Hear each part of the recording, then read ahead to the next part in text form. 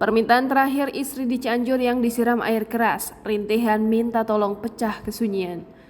Suara Sarah minta tolong dini hari sekitar Sabtu 20 November 2021 pukul 1.30 waktu Indonesia Barat saat warga kampung Munjul 1, Desa Sukamaju, Kecamatan Cianjur memecah kesunyian warga yang sedang terlelap tidur.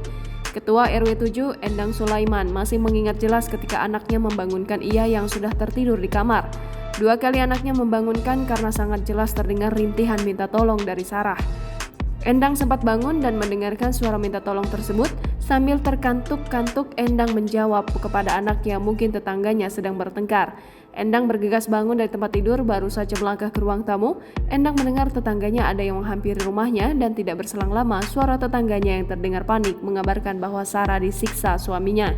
Tiba di teras rumah, Endang mendengar suara parau Sarah yang makin melemah. Kepadanya Sarah berujar bahwa ia telah dianiaya oleh suaminya.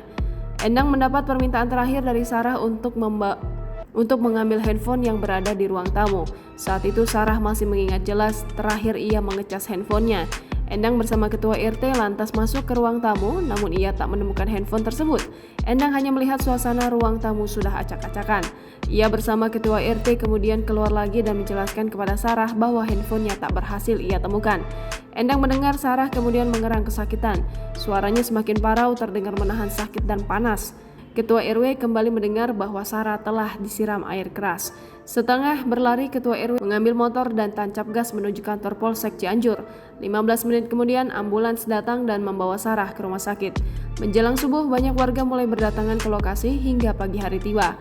Lalu, Sabtu 20 November 2021 malam sekitar pukul 20.30 waktu Indonesia Barat, Ketua RW mendapat kabar duka bahwa Sarah meninggal dunia saat akan dirujuk.